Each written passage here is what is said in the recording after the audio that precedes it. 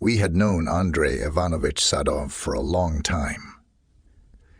He and my father had been friends since childhood. They lived in neighboring buildings, and our move to the other side of town did not prevent their meetings over strong tea from becoming infrequent, but no less heartfelt.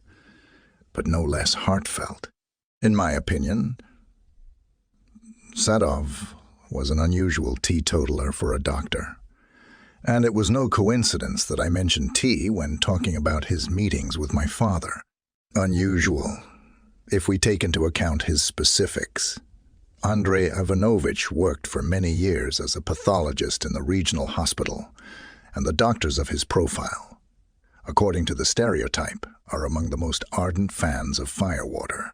So, this large man with shrewd and tired eyes, never in my memory, allowed himself anything stronger than black coffee and tea. According to him, clarity of mind and accuracy, in any case, is most important. The more surprising to me is his unshakable conviction in the existence of things beyond the reach of human reason. But it is thanks to the soberness of his judgment, and what I myself have recently witnessed, that I have no reason not to respect his views. One day, Andrei Ivanovich needed to go on business to a neighboring town, and since his car was at that time in repair, he asked me to give him a lift to the station. The trains to the desired point go quite often. Having left with a little time to spare, we were at the place almost an hour before departure, and decided to kill time by walking along the platform and watching people. Talking leisurely, we sat down on one of the benches. Around us, in groups and singly, they were meeting and greeting people and passengers. Interrupting half a word, Andrei Ivanovich suddenly changed his face, looking somewhere to the side, and in response to my mute question, pointed his hand at the strange couple. A pale, staggering young man in an unkempt, crumpled jacket was supported, with his arm around his shoulders, by a shaggy, barefooted old man in ghastly rags. They were about to board an incoming train, bound for the farthest villages in our region. I grinned, understandingly. Yes, too much to drink. It's true, the kid can hardly stand on his feet. His grandfather is almost dragging him on his own. I think there are enough vagrants like that at any station, and there was nothing unusual about it. But Sadov, to my great amazement, shrieked and jumped up from the bench. The people nearby turned to us, including the old man, and his companion was turned to face us like a marionette. And then I was struck by a hideous scar on his chest, starting almost from his throat and stretching vertically down to his abdomen, as far as I could see in his hastily buttoned dirty jacket. His eyes were hazy and glassy, his movements jerky and awkward, as if he were asleep or drugged. The old man supporting him met Andrei Ivanovich's eyes and suddenly rushed towards the departing train, dragging the boy with him. They disappeared out of the door, literally in front of the panting Sadov, who was loudly indignant, paying no attention to the gawkers. The whole action took place in less than a minute. Vainly trying to calm the agitated comrade, I sat him back on the bench and asked him about the reasons for such a reaction, and Andrei Ivanovich told me the following. Some time ago, a guy without documents was brought to us for autopsy. The police never identified him, no matter how hard they tried. No personal belongings, no fingerprints in the database, no missing persons report, nothing, since there were no signs of violent death. The body was sent to us, to the regional one. While the police were busy with their business, we started our own, and here we found out an interesting thing. In the absence of any external injuries, the internal organs of the deceased were in a terrible state. They were almost decomposed, as if the corpse was not the first week old. At the same time, the skin, muscles, and eyeballs were somehow unbelievably preserved perfectly. At the first glance at the body,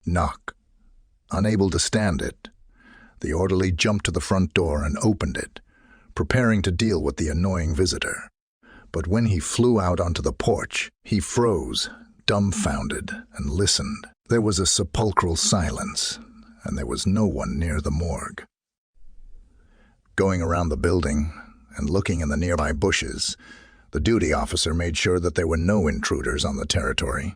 Only an elderly parking lot guard, who was walking around the hospital territory, was smoking by the lantern, which illuminated almost the entire space in front of the morgue, and watched Nikitin with interest. When the orderly asked about anyone who could knock on the door, the man shrugged his shoulders in bewilderment and confidently said that there was no one near the morgue, and the last people he saw were a police squad and an ambulance leaving from here, having reasoned that the guard himself could not have run away from the porch so quickly. The distance to the store was 12 or 2 meters, and the old man of retirement age could not set a record for running. The duty officer hummed and went back to his room, firmly resolved not to pay attention to the hooligans. Having calmed down a little, Nikitin locked the front door, finished the interrupted meal, and settled down to watch the crime series. The same monotonous knocking gradually began to be distinguished behind the TV, but this time it was not coming from the door, but as if from everywhere, filling the space and preventing him from concentrating. As Nikitin admitted later in a private conversation, through the knocking, as if from afar, heard someone's muffled voice, humming on one note, and from this singing terribly sleepy. Having unnoticeably passed out, the orderly woke up abruptly at the 5th hour and checked the entrance just in case. It was locked and in order. He leisurely walked around the morgue, yawning for some reason, looked into the freezer, just in case, and almost turned gray. One body was missing. That nameless guy was missing? In confusion, he searched all the cameras in vain, and then called the police. They interviewed Nikitin and the parking lot security guard, and this time still took note of the report about the evening visit of a strange old man. What's the use? We do not always find missing children. And here, not the first, fresh corpse, without documents and grandfather, who has never seen here before. So we weren't surprised when in 10 days we got a letter saying there would be no case. Maybe there was no case, but I had more troubles. I had to go on this business trip, though I could have done without it, and I never expected to run into the heroes of this story right here. Wait, Andrei Ivanovich, I interrupted him. You mean to say that this guy, that missing corpse, really? Stitch from the autopsy I will not confuse with any other, my friend, and body is I personally examined several times. Grandfather's appearance is memorable. It is easy to recognize him, even if you have not seen before. If it's not them, then who? Tell me. Looking anxiously into my eyes, the man nervously measured the small space between our bench and the edge of the platform. I wanted to object, but I was interrupted by the sound of the approaching train. We didn't manage to talk properly. Andrei Ivanovich had barely made it to his train. But afterwards, during the usual sight-downs, the subject came up more than once. We argued heatedly, gave various arguments in favor of the most incredible versions, but the mystery remained a mystery, an unexplainable event that stirred the imagination and gave me goosebumps.